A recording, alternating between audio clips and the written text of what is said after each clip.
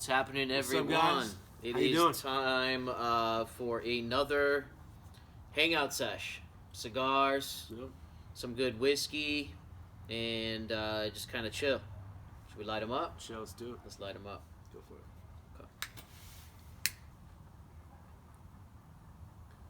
it. What are we smoking, Mikey? This is a Partagas Serie D number 4. To me, this is like Partagas's perfect entry-level flagship staple before you get to the high-end limited edition stuff. Perfect, like, it may be a little strong for breakfast smoke, but could be breakfast smoke, even afternoon smoke, night smoke. Little pepper, not too strong, not too long of a smoke. Perfect smoke, basically, all around. Yeah, nice chill Cuban cigar. It's been chilling in Mike's humidor. I'm gonna be starting off. We've been dramming. We've been doing reviews. It's nighttime, as you can see. Yeah, pace yourself. Yeah. So I'm gonna have a little bit of coffee right now with my cigar. Always nice as well. Mikey, I know you're not gonna do coffee. You're gonna go straight into a dram. I'll show you what drams we have out. Show the drams, yeah.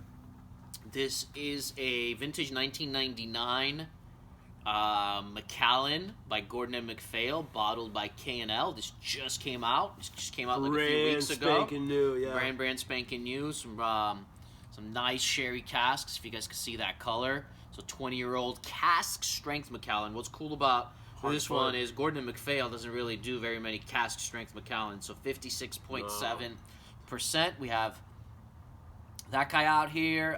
Great also, find. How fast did that sell out? Right away. It brought them in 2 batches. The first one sold out in like 5 minutes. The second one in like an hour. But they got the whole barrel.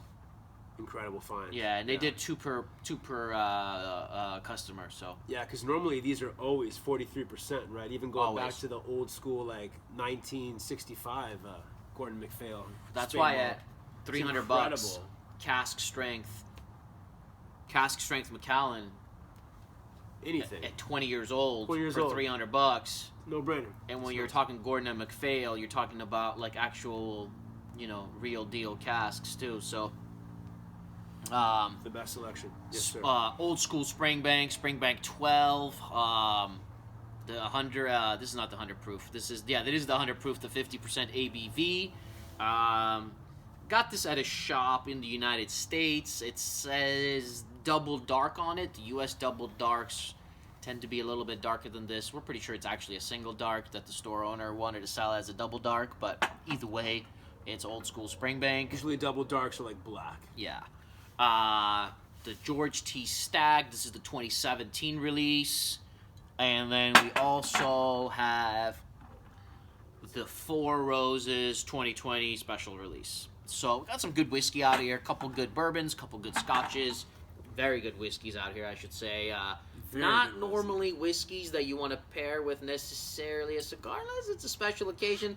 We don't hang out all the time. We get together every once in a while. Yes, we're on video right now, so we're bringing out better whiskeys than maybe you would normally with a cigar. Yes, sir. I'm gonna start a little light. Four Roses. I've had this a couple times. 2020, brand new. I can't decide yet if I like it as much as last year's, but last year's was 21 year, was the oldest bourbon in there. Yeah. This one, I have to look it up. I think it's a mix of some 12, some 13, maybe 16 in there. So it's got some decent age, but so far it's really good. I like it a lot.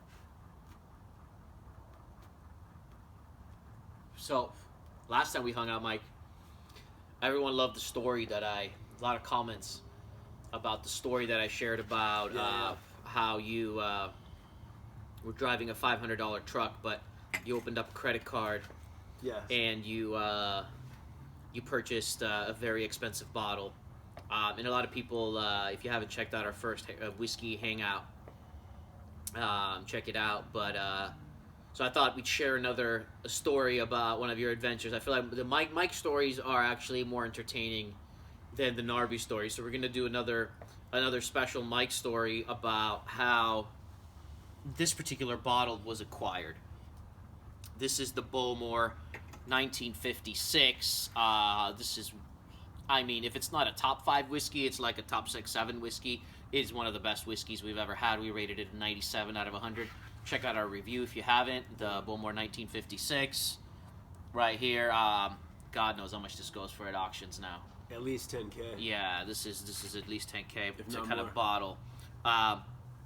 So the story about this bottle, I guess I can kind of start. Mike can kind of finish. Yeah. We found it at a shop in Italy, and One of the best shops in Italy. one of the best shops in Italy at a fairer price than you would find, let's say, at an auction. Not to mention from a very reliable source, so you're as close to guaranteed to like it not being a fake, because the owner of the shop, you know, deals with collectors he knows and his own collection. And anyways, we pretty much knew it was not going to be a fake. Well, And I'd say he's one of the OGs. yeah, oh yeah, one of the very, very big OGs. Yes, sir. Trustworthy. So Mike orders this bottle in Italy, but they didn't ship to the United States. Still don't. So, we just might as well mention the name of the site. It's Lion's Whiskey in Italy. Okay, they still bring epic whiskeys, but they used to have everything. They used to have the most insane whiskeys, the most insane prices, just beyond fair. At one point, when we first found the site, beginning of Macallan, they had every Macallan vintage Rinaldi from 1946 or 7, whenever it started, all the way through 60s. Every single one for like anywhere from 1,200 to 1,600 euros, like nuts compared to today. Yeah. Anyway, they had everything. So Mike buys the bottle, tells the guy to hold it for him until he flies out to pick it up. You fly to Italy with your wife. You trick her into a fake vacation, and you go to Italy to grab the bottle, and you have the bottle delivered to your hotel. To the hotel lobby. To the hotel lobby. Yeah. to pick it up in Rome. Yeah. In Rome. Yeah. So a very romantic story of him flying all the way out there, going to Italy, grabbing the bottle, drags his wife all the way over to Europe for a bottle of whiskey because he has to. You know, the curiosity of trying this incredible Bowmore is that epic. And you want to finish the story of in like one of the shittiest hotels in Rome, where like the cost of like 3 nights is like 10% of the cost of the bottle. Wow. No, so get the bottle, and of course, I mean it was packed very well. Like I said, like this Lion's Whiskey, this is a top-notch shop. But obviously, you know, I had to open it, make sure, check out all the parafilm sealing, make sure it's intact, no leakage. So I put it back in, pack it back in, get some super thick tape from the lobby from the hotel. You know, tape it up, best I could do. But obviously, you know, you gotta take it back in the suitcase. You worry about going through the airport security. That could be an issue. No problem there. Got lucky. But we're sitting on the plane, and where our seats were, the window is right next to where they're loading in the luggage. And I'm watching these guys, and as you guys have probably seen, they're literally just playing a game. Who can toss in the suitcase? Who can throw the luggage harder and higher and faster into the plane, loading the cargo? So the whole time I'm just like watching, like about to cry, like tripping out watching. And even furthermore than already, my wife is sitting there like, oh my God, I can't even have like a normal flight home. It was crazy. But anyway, got back, got the bottle, perfect. Obviously, cork failed, but happens a lot anyway. Cork always fails with these older Cork bottles. always fails, yeah. It's always an adventure when we're opening up these older bottles, because you have to deal with perhaps the cork partially breaking and falling into the bottle. Now you don't want to really leave. You could leave the cork in there, but you don't really want to leave a cork inside the bottle and have it taint the whiskey. So then you have to empty the liquid from the bottle into something else, break that cork apart, put something very thin and sharp, break it up enough to take it all the way out, make sure there's no cork left in the bottle, and then put the liquid back into the bottle so you can enjoy your fine whiskey in its original bottle. Whatever glass or container, big ass huge glass, mug, you know, pitch or container you're using, when you nose an entire bottle of Bowmore 1956, that shit is fucking epic. What he means, if you didn't understand him right, is he you know, we had to empty this out, so we had this like huge like glass jar bottle, whatever it was. Jar, this jar. massive thing that we had to empty it in. The entire bottle. So you were literally putting our head shoving in there. your nose in, nosing an entire glass of Bowmore 56, 75 CL of Bowmore 56. Anyway, good times, good times. It happens. You get better at it. You get a better process automatic, but those corks always fail. So, 2020 is coming to an end. We're in December. It's obviously been a fucked up year for most of us. Yeah. To say the least. Whiskey-wise, in terms of 2020 releases, I know we weren't really able to get much. There's the delays with the COVID stuff. I know that tariffs had a part to play in it too. Tariffs was also a big part of it. Man. Yeah. But in terms of at least what came into the United States this year, and we do buy from all over the world as well, but I could say not many new impressive releases this year. And I know it's harder and harder to impress the more and more good whiskeys you try. Scotch-wise. Yeah. Scotch. I'm not saying that no good whiskeys came out, but nothing of like that stood out with value where it was like, wow, this is like $200 and it's amazing whiskey. Actually, the place that did release stuff like that would be like independent bottlers, and like we mentioned earlier, K&L. They put out some very good whiskeys at very good values. But in terms of like, did Macallan release something that was very unique? Did Highland Park release something that was really unique? Or like some of the bigger names, nothing that really stood out. You obviously get your yearly release of like solid Diageo. Yeah, but like a Glendronach 18, but that's nothing new, right? That's coming out every year. Or Talisker 18. Parliament, Glendronach 21. Yeah, those are solid, always like worth it buys when people ask me what to like buy. I'm like, if you want sherry, go buy your Glendronach 18. If you want a little bit of peat and you want a good value, go buy your Talisker 18. And those come out every year. If you want fake ginger, buy a Macallan 18. Yeah, there you go. Right. So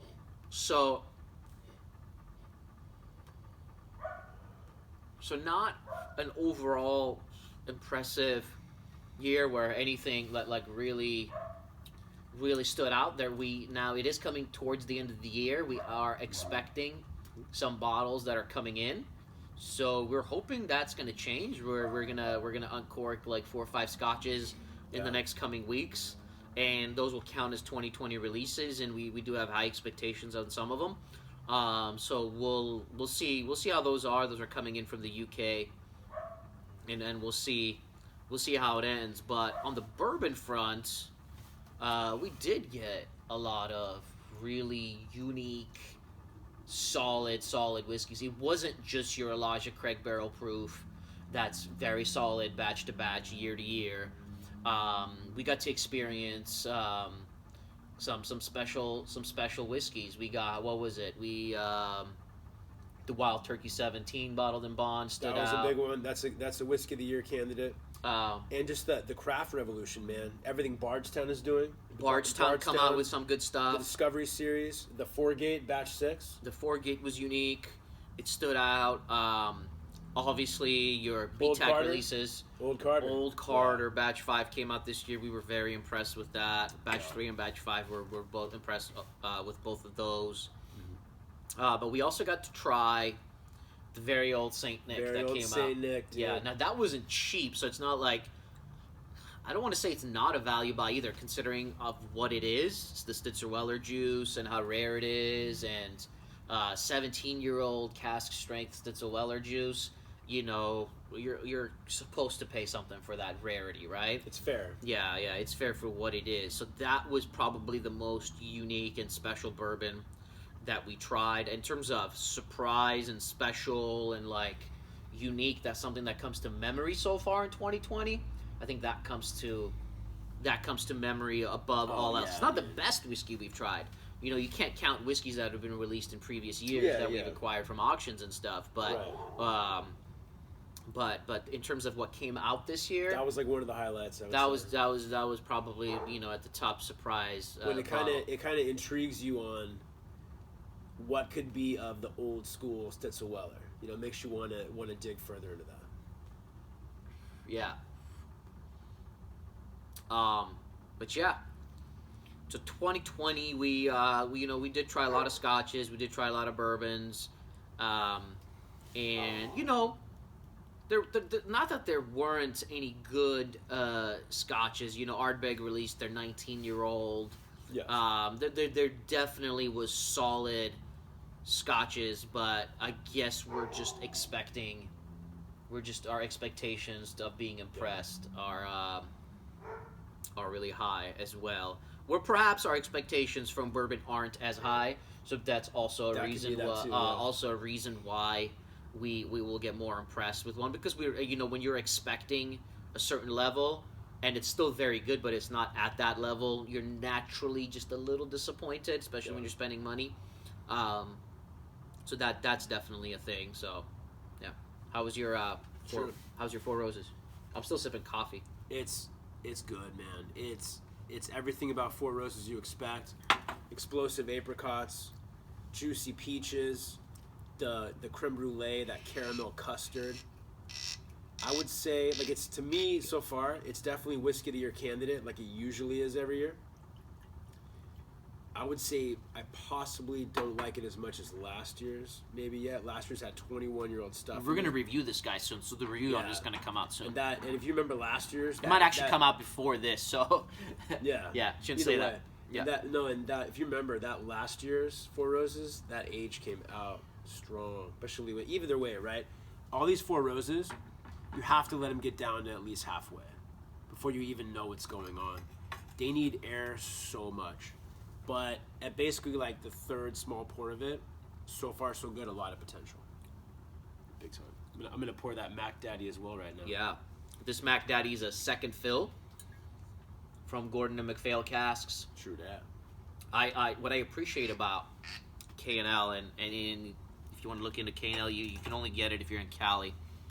That's They true. don't ship. Yeah, they don't ship outside I hate Cali. that the states all have such strict shipping regulations. Yeah, man. selfishly, I don't mind because it's already so hard to acquire their bottles. True. But I can see the frustration if you're not in Cali. But True that.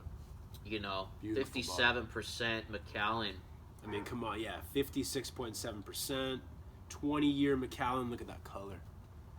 That is just gorgeous, man. And it's funny, it's the same exact price as an 18-year-old Macallan from the distillery, and It is insane, dude. for those of you who aren't, insane, bro. for those of you who are saying, it's an independent bottler. I mean, you know, it's not the same as it coming from the distillery. Something you should know about Gordon and MacPhail is years back when Macallan put out so much of their good whiskey and sold years and years ago when they sold these amazing casks and liquid. Well, Gordon and MacPhail have their own casks too. They have a lot of special casks of their own. But when they sold their amazing juice to Gordon and MacPhail in the 60s and 70s, they later on in years, when whiskey started getting really, really popular again, and Macallan didn't have enough stock of the good juice, they actually bought back some of the casks from Gordon and MacPhail, which means they value the quality of what Gordon and MacPhail had as much as what they have. In fact, almost more. Because of the stuff they had for the old school stuff. Yeah, brought it back. So I remember when you were able to get like a 1970 Gordon and MacPhail for like $500-600. We were idiots for not getting more of those. Yeah, so that would, you know, you're still getting the real deal Macallan. especially with these Gordon and MacPhails. And this is a reused barrel, so I don't know if this was one of those barrels that was used maybe for one of those 1970s, used again, aged for 20 years, and bottled at cask strength. Cask strength Macallan now at 20 years old, filled with sherry. This is going to cost you thousands of dollars. Yeah, and all those legendary World War II Macallans, like the 1930s and 40s, those were all Gordon MacPhail casks. Mike, this cigar is fantastic. I have a feeling.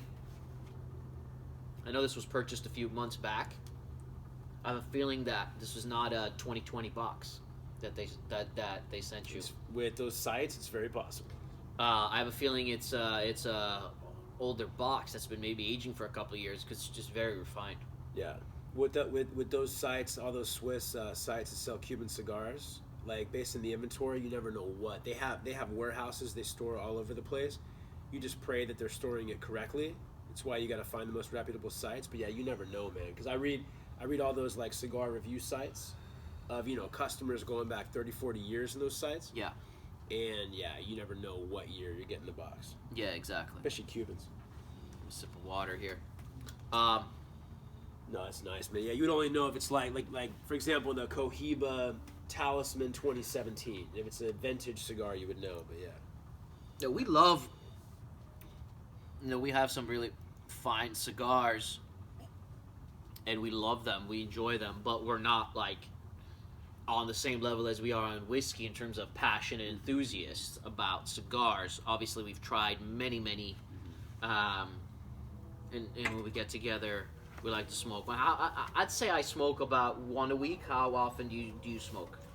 Same. About one a week? Not more? Nope. Really? One a week. All right. If I had to guess, I was going to say like 3 a week. No, like one a week. One a week, once a day? Really, one a week? The humidor is still pretty full, dude. Yeah, well, that's because you buy like 4 boxes a week. That's true. No, like, let's say 1.5 a week. One a week, every now and then 2 a week, but not too many. That's about the same as me. I have weeks where I smoke 2 or 3, and I have a week where I skip one. You do it. You do a barbecue, friends come over. Yeah, we really enjoy it, but it's not something where we get the opportunity to sit outside like this and just kind of, you know, there's always something going on family-wise. It's hard to kind of get away, smoke a cigar, but this is really nice with the Macallan. Yeah. The sherry's bringing out leather and obviously tobacco, but yeah, leather and cocoa and coffee espresso in this motherfucker. As fun as it is to have a fine whiskey with the cigar, and it is fun, it's not something that if you want to pick out and analyze the whiskey, you're not going to be able to because your palate is shot with the cigar. So, you know, I think a more appropriate thing is more like a Macallan 12 or something like that with a cigar. But, you know. No, like normally what we're doing here is stupid insane, but we barely get together. So Correct. And we're doing it on video, so, you know, you want to bring out some nicer stuff. Yeah, no, the cigar obviously will always mute, especially your nose. Yeah. So, we kind of do this on the fly. Don't really plan. Just like our reviews, we literally never plan a single thing. We don't write down a single tasting note. We sometimes while we're letting it breathe, we'll nose it before, but sure, you know, we just kind of freestyle everything. That's why some videos are going to look a little bit more professional than others, in terms of the review. But something that like right before we were kind of setting up here, I was kind of like, hey, well, what should we talk about? You know, we're doing this hangout. Couple talk. You know, I was like, let's share another story. We'll try to share a story each time we do this. Switch it over maybe to a Narby story next time. We did a couple Mike stories. Yes, sir. But Whisky Reviewers. Yes. So there are a million bajillion whiskey reviewers out now, right? It became popular, and it seems like anyone who, not I shouldn't say anyone, but so many people who are just kind of into whiskey, you know, will start reviewing in one form or another. Instagram reviews, YouTube reviews, written reviews, websites, sure, this or that. And I remember when we were starting on YouTube, it was about 5 years ago, I think. I think it was about 5 years ago. There weren't that many reviewers back then, and I remember feeling weird about whether I deserved to be a whiskey reviewer or not. Remember you talking about that? Yeah, I remember saying. I remember like we kept talking about it. I remember we wanted to do the Bowmore as our first review, but it took us like a year to finally be like, okay, we definitely deserve to be a whiskey reviewer. And let me explain what I mean by that.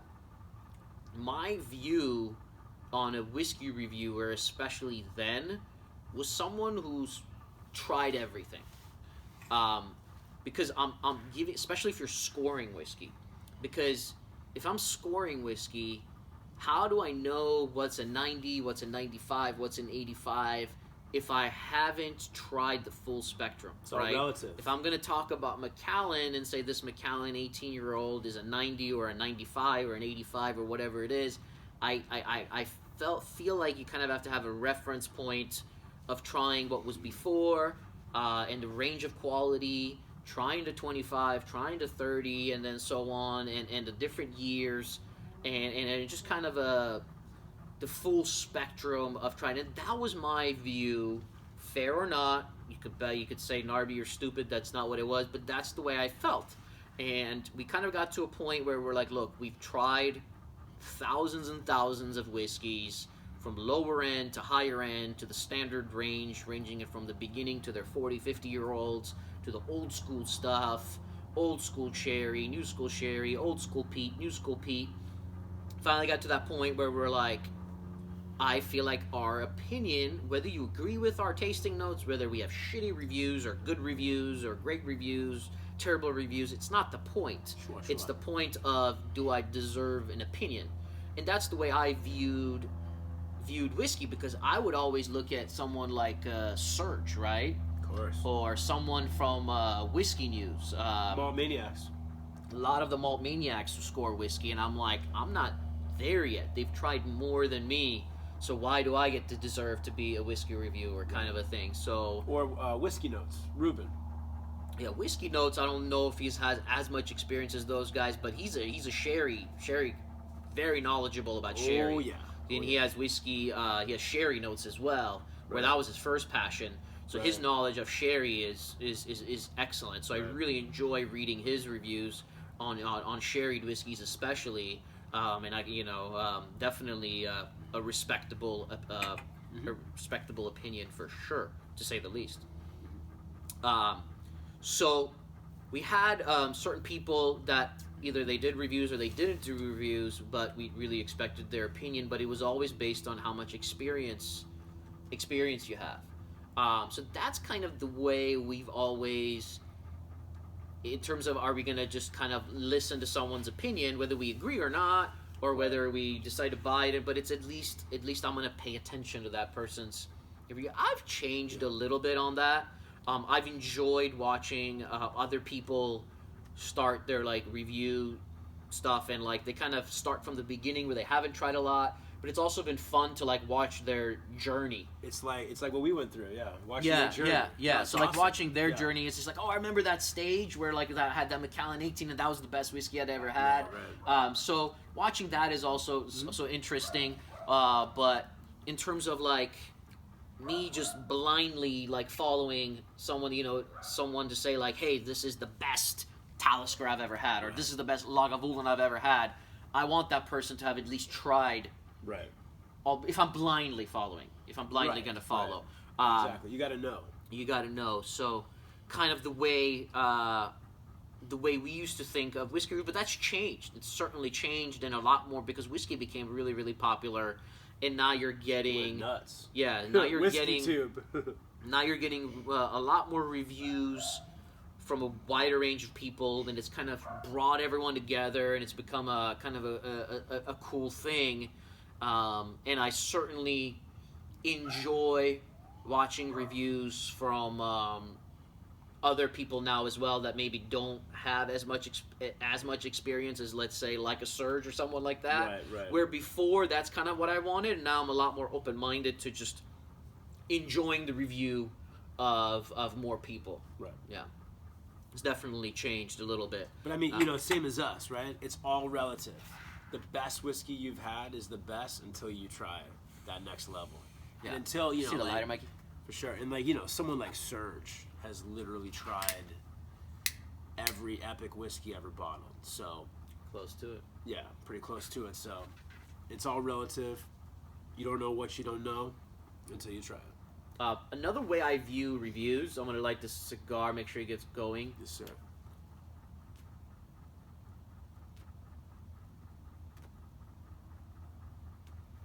Oh, when you get to that middle third, this Partagas, oh, it's so nice. There'll be some reviewers who like, let's say they prefer a distillate forward. I think usually the more experience you get in whiskey, you start preferring Pinpointing that, yeah. Yeah, you start appreciating the distillate forward, Sure. being able to analyze that part of it, and there'll be certain reviewer maybe who has got a lot of experience. We respect them, we listen to them, and they will not score, let's say, a heavily sherried whiskey very high, right? Let's say I like a heavily sherried, cask-influenced whiskey a little more than that person, and then I can kind of like watch their review, and they'll be like, "This is very good. This is excellent. It's really, really nice." But the cask dominates a little bit too much for my preference. I give it, let's say, an 88. And I don't know if I'm going to score it an 88, 87, 89, or whatever, but I could tend to be like, you know what, I tend to like this style of whiskey a little bit more than this Right. person, where I'm like, I expect to like it at least an 88 based on his or her previous reviews. Yeah. And expect maybe a little bit more, or vice versa with Pete or something like that, and just kind of figure out a reviewer. I kind of, if it's a reviewer that I respect, I really enjoy kind of figuring out what they like and trying to like, if I'm gonna go and like buy a bottle based on that review or something like that to analyze it in that way Well, as and like well. when you see enough reviews of that, right? You kind of figure out how many points to scale up or scale down based on the preference difference. You know, Yeah. I mean, even if you've tried everything, everyone's palate's different. We all prefer different things. But when you kind of zone in on someone who, like you said, distillate forward, you kind of figure out like, okay, if his score is 88, I'll probably give it like maybe 91, 92, scaling up based on the experience and all the different casks. The other thing is scoring. I really truly believe that scoring and there's a lot of different opinions on this. Scoring should be out of 100 points in my opinion if you're really trying to like put the right score on a bottle, Pinpoint it precisely. it precisely, and if you're not, if you're just kind of like, hey, I enjoy it, the ABC kind of works too, or out of 10, let's say, or out of 5, let's say, whatever it is, right? But Get a little tough. But a lot of people will say, why do you score out of 100 when every damn whiskey review ranges between 85 and 95? Why don't you just score 1 through 10? True. The reason is because, one, it's not very fun to review a whiskey that's a 50. Not very fun. It's not going to be, it's not a whiskey that I'm going to buy over the last 10 years. Maybe 10 years ago, there'd be a couple bottles that I'd experiment with or try to purchase and find that I really didn't like. Yeah. But I have enough experience now in whiskey where those bottles don't exist anymore, So I would actually, for a reviews purpose, have to actually go and purchase a really crappy, cheap whiskey to say, like, hey, this is below a 50. Just to highlight the range of the score. Yeah. That's the reason why the whiskeys that we're mainly reviewing are ranging between 80 and 95 is because we're reviewing good whiskeys. Stuff we drink. Yeah. Another thing to remember is it's a spirit, right? So if we were, let's say, to bring out like a cheap grocery store bottle of, you say like, okay, like, well, what would be a 0? Well, you can go to the grocery store across the street and buy a bottle of vodka for $7. Fireball. Yeah. Yeah, well, that's better than a 0. But you could go buy a really, really crappy bottle of vodka that just literally tastes like acetone. Yeah. That's a 0. It's just $7 for a full bottle. It's literally just to get you drunk. Yeah. And you want to spit it out. Well, that would be a 0, right? Yeah. And then you go from there. And in between, you guys know, there's a million different things in between. So that's why it's a scale. of 0 to 100. That'd actually be interesting. What's a 0? What's a 10? What's a 20? What's a 30? What's a 40? That's almost impossible. I have to say, like, because that's so hard. I could tell you what's a 0. I could kind of tell you what's a 50. I could definitely tell you what's a 60 and a 70, 80, 90, 100. Right. But that gray area, you know? That gray area where, like, is this a 15 or a 16? From, I don't know. Like the shittiest, still really shitty? Yeah, exactly. That part, of course. Exactly. I don't know the difference between a 16 and a 17. Well, you know, like, that's just throwing a number at that point. But, you know, anything, you know, below 50 can kind of be kind of weird like that. Unless you kind of, like, line a bunch of shitty whiskeys up next to each other. This is a 10, blind, then this is definitely a 5. Yeah. Exactly. Yeah. Do a shitty blind tasting. Yeah. So, but that almost doesn't matter at that point. You're getting your point across. But I do believe it needs to be on a scale like that to just represent how good, let's say, something like this is, right? To represent how good a bourbon like this is. It needs to be in perspective of the whole entire scale. If you're doing 8 to 9 to 10 out of 10, there's so many different levels in there of epic complexity and differences that you're just throwing away, not being able to even talk about, you know? Yeah. I mean, even like we talk all the time about, should we do half points? Maybe we should, because especially, mainly above 90. Above 90, yes. Once you get to 90... Shit. See, the corks always fuck up. Once you get to 90 to 100, you're dealing with so many granular, microscopic levels of difference, complexity. Like, for example, just throwing it out, I think, just random, like Highland Park 40, Balvenie 40, stuff like that. I think we gave 95, right? We 94, did. 95, something like that. Generous, yes. Yeah, I think it was probably but I mean, 93, 94. Right, but I mean in general, right? When you get to that level of stuff, there's so many differences in there that I think a half point is almost necessary. And like, I think we're almost getting to the point where we should. But bottom line is, if you're just doing 7, 8, 9, 10, you're not really zoning in and precisely identifying the exact score of what that whiskey is compared to other whiskeys in its class, right? Compared to all those peers in its class. It's impossible. For those of you watching and saying this is silly, who gives a shit? Like, you know, you're sitting there talking about 1 point, this and that. You guys, you know, two regular guys drinking whiskey, like, does it really matter if it's a 94 or 95 or a 93? Absolutely not. It does not matter. First of all, it's just our opinion or any other reviewer's opinion. But we're best friends. We talk about whiskey every day. We wake up in the morning. We're checking our websites. We're checking the whiskey market, what's going on and whatnot. We're texting back and forth. It's a hobby for us, right? Part of that hobby and part of that journey is to discover and find the ultimate whiskey, the best whiskeys in the world. So part of that hobby, Springbank. Part of that hobby is the scoring. It's a hobby. It is. You know, we're not writing books and putting out a whiskey Bible. Speaking of the DZ, yeah. So it's not like people are going and like buying our book and buying based off of our score. I know we realize it really doesn't really matter, but for us it's kind of like a hobby, and we really want to narrow it down just for ourselves. It's kind of fun because then we kind of like. We like to like kind of, you know, rank whiskeys and see like which ones we like the best. And that's part of the hobby for us. So that's why we're kind of passionate about the scoring, because it's something that we do every day. Right. You know? It's almost like, in a way, it's almost like we're students. We're students of the whiskey discipline, and scoring and changing your score over time as you try more and more and better, older, more epic whiskeys. It just kind of helps to hone your palate and hone your brain into identifying all the different nuances of all these whiskeys. It's like challenging yourself too. Another topic. Oh my god. We keep talking about. Dude, Springbank. So I think I'm going to leave this topic because I actually do want to think about how I want to present it. I don't just want to. Yeah, kind of do a teaser. I do want to, about why old whiskey is so much better than new whiskey. I have so many thoughts about that, where I do want that to be maybe perhaps a little bit more organized, rather than freestyling it and forgetting things. For sure. Because it is something that I think about a lot. It is something that I do analyze a lot.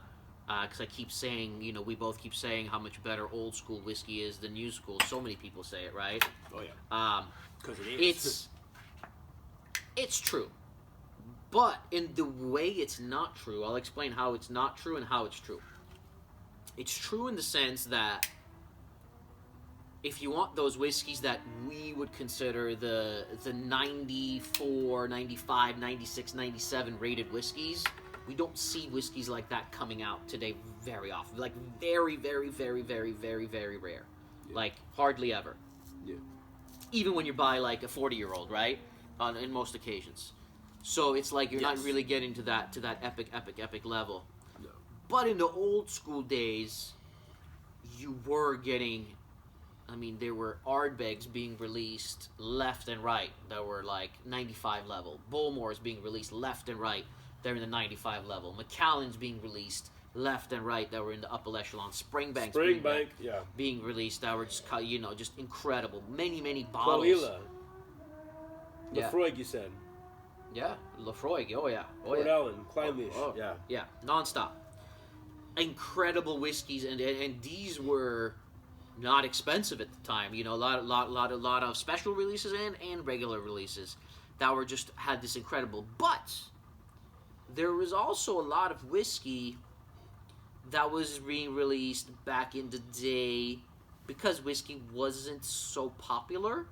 You got a lot of the best casks just being released because the value wasn't there, so the brand wanted to put out their best. But you also got a lot of crap. So there were whiskey in the olden days where you were getting a lot of whiskeys that were ranking between, let's say, 70 and 75 in that range. Yeah. Mm-hmm. Now, it's almost like it's manufactured and predetermined on what they're trying to do. So you're getting a ton of whiskeys now that are scoring between 80 and 90. Macallan being a perfect example. Well, just anything being almost a perfect example. Almost anything. It's just almost manufactured to be a certain way. It's almost always good. You're not really buying many whiskeys that are like, this is crap. It doesn't happen very often. But it doesn't also happen very often where you're like, wow, this is just magical. This is a 95. Right? So, yes, the olden days you were getting a lot more epic whiskeys, but now you're getting less bad whiskeys. Right. Especially like in the standard range. Absolutely. Lower level, entry level. You're not really, they're making sure it's of a certain quality. It's almost like predetermined. It's almost predetermined now. Like, this is what we're going to kind of put out, and they almost manufacture it like, all right, this whiskey's not quite that good, let's finish it in this for a year in this very powerful cask that's going to mask a lot of the flaws. It's going to add a certain richness and a sweetness that's going to appeal to 90% of drinkers' tastes, but when you're analyzing it technically, which is something that we're going to do a different video on how to analyze the whiskey technically versus enjoyment,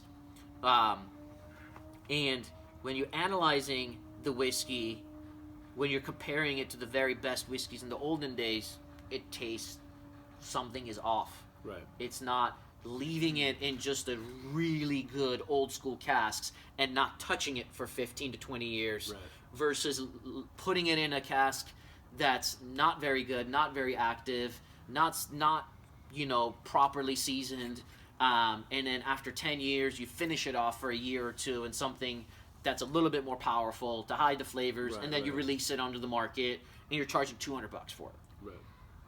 So that's the thing, and nowadays it's like charging $200 for just your whatever whiskey, like good whiskey, but not special, has become a normal thing. We've like almost as whiskey drinkers, we've become kind of immune to spending $200 on something and being like, well, this is pretty good. Let me put it in my bar and reach for something else. Right. It's $200. That's a lot of money. Yeah. Global demand, man. The whiskey market is just exploded. It allows them to do it. It's almost like the McDonald's factor with whiskey. Like back in the day, They would take their time. It was more of an art. They did the long process way of doing things. And now, technology, it's so manufactured, it allows them to do what you're saying. It's just like predetermined assembly line and make every single thing taste the exact same. Mass produced with speed. McDonald's. Rushing. Hey, McDonald's. Yeah. Rushing things. Yep. Not letting the stills rest. Not letting the process, doing it at the right time. Paying attention to the details. You know, again, we're going to get into this. From the yeast. Deeply. More research. Yeah, from the yeast to the grain to the cask to the process to all of it. But yeah. Oh, God. Speaking of process, Doug. 35-year-old stuff in there. But no, that's like a whole other topic, video. Boom.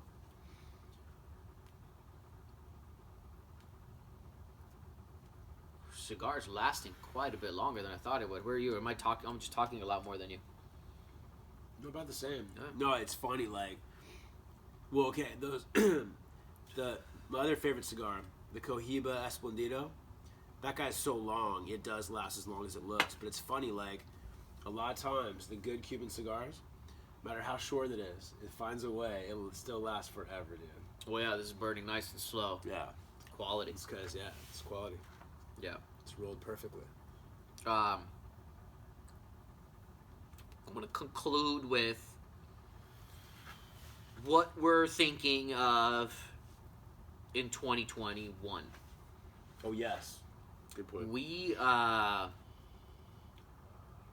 kind of went from what's a mixture. It's always a mixture of both, but there's a lot of volume buying in 2020. Where perhaps in previous years it was a little bit less volume. Well, it started off with volume, then it switches to less volume, more special bottles, and then 2020 was, both of us did a heavy amount of volume of buying bottles. This was a tough year on the wallets. Yeah. Tough year. Tough year on the wall. Well, you can argue same amount on the wall, it's just more bottles. True. But tough in the sense where you might have 100 bottles that you purchased, 50 bottles that you purchased, whatever it was. Yeah. And you're not really dying to reach for more than a few of them, right? And that's what we're having an issue with, where it's like, sometimes there's that fear of missing out, like, okay, like, oh, Glendronach released a new single cask for $400. Oh, I gotta go get it. Bunnahabhain released a new 30-year-old for $600. Oh, I gotta go get it. Glengoyne released the new 25, even though I have 3 of the old ones, but I gotta go get it, $400. Yeah. So there's that I need to have everything. I need to have everything.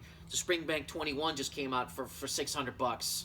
You know, your local guy's charging $600 for it. It's like, we were like, no, we're not buying it. There's no way. You know, every morning you woke up, you're looking at that site, you're adding to cart, and everything in your body is trying to stop you from clicking place order. No, I know. So what it's tough, man. What our goal is, it's hard to do. This is very, very, very hard to do. Harder than you think. The goal is to kind of go away from 2021, kind of go back to maybe what we did a little bit more in previous years.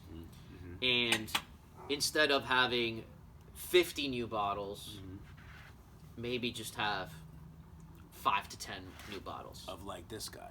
Well, yeah, that'd be insane. That's more like one bottle. But I mean, you know, to hone in and find those bottles that, like, in 10 years from now, when they're impossible to get, we look back and say, thank God we grabbed that one. Yeah, because, and I think where you're at in your journey, we get a lot of emails and lately messages on Instagram of people asking us, like, hey, can I guide us kind of a little bit? You know, we're new to auction, or like, what do you recommend? I want to spend $1,000. I want to spend $2,000. I want to spend $15,000. Yeah, we've gotten messages of people wanting to spend money, but they want to spend it the right way. Puts a little pressure on us because you know, a guy wants to spend $15,000, $20,000 on something. You know, we want to make sure you're recommending something good. Like financial advisor.